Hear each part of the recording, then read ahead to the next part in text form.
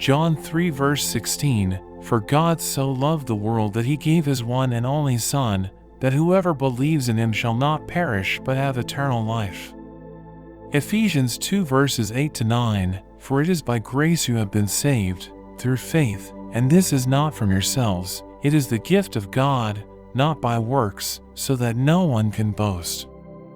Romans 10 verse 9, "If you declare with your mouth, Jesus is Lord, and believe in your heart that God raised him from the dead, you will be saved."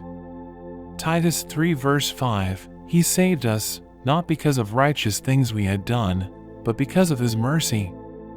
He saved us through the washing of rebirth and renewal by the Holy Spirit."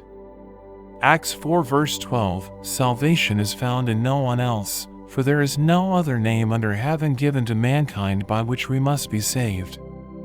Romans 6 verse 23, "For the wages of sin is death, but the gift of God is eternal life in Christ Jesus our Lord."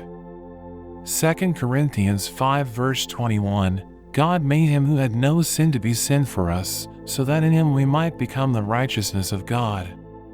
1 John 5 verses 11 to 12, "And this is the testimony, God has given us eternal life, and this life is in his Son. Whoever has the Son has life, whoever does not have the Son of God does not have life." John 14 verse 6, Jesus answered, "I am the way and the truth and the life.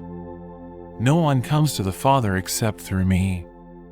Hebrews 7 verse 25, "Therefore he is able to save completely those who come to God through him, because he always lives to intercede for them." Thank you for watching. I hope you enjoyed the video.